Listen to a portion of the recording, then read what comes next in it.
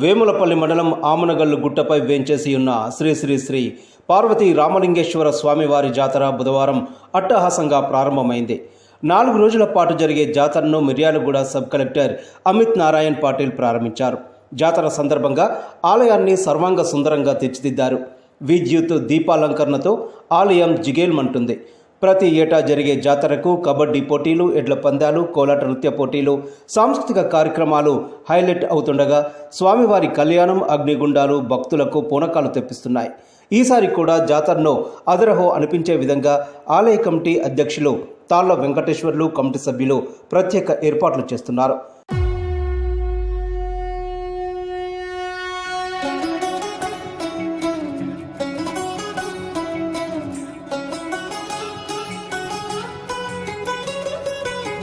కాడేని ఇల్లు బూడిదని ఒళ్ళు, కాలం నీ పాదపు అడుగులతో మొదలయ్యే, కదిలే మా బ్రతుకులు నీ తోవలో కదలయ్యే. ఓ జంగమా జగమేలే లింగమని రూపమే ఓంకారం, నా గొంతులో తేనెల ఊటలనే ఊరిస్తున్నది నిత్యం నీ నామం. ఓ ఈశా జగదీశ పరమేశ శంభో, గంగాధర గౌరీ వర జంగమ శంభో. ఓ ఈశా జగదీశ పరమేశ శంభో, గంగాధర గౌరీ వర జంగమ శంభో. ఓ కాడేని ఇల్లు బూడిదని ఒళ్ళు, కాలం నీ పాదపు అడుగులతో మొదలయ్యే, కదిలే మా బ్రతుకులు నీ తోవలో కదలయ్యే.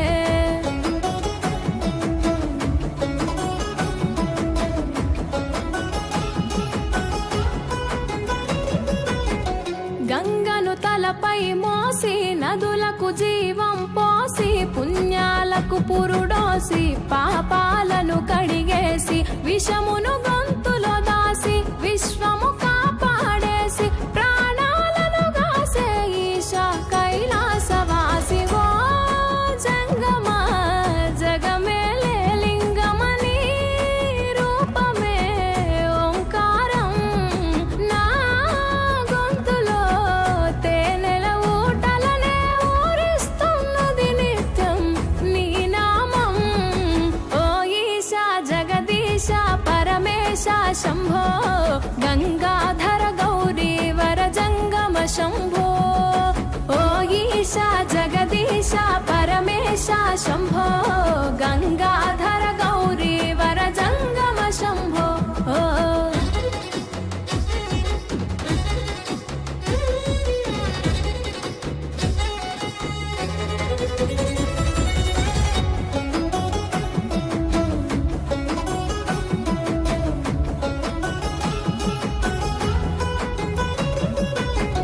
నాకు ఆభరణముగా మెడలో మెలి తిరిగెనుగా, భస్మమునే వస్త్రముగా ఒంటికి తొడిగినావుగా, రాకాసుల సంపేయగా రుద్రుడవైనావుగా, బాధలు చెరపగా వీరభద్రుడైనావుగా. ఓ జంగమా జగమేలే లింగమని రూపమే ఓంకారం, నా గొంతులో తేనెల ఊటలనే ఊరిస్తున్నది నిత్యం నీ నామం. ఓ ఈశా జగదీశ పరమేశ శంభో, గంగాధర గౌరీ వర జంగమ శంభో. ఓ ఈశా జగదీశ పరమేశ శంభో, గంగాధర గౌరీ వర జంగమ శంభో.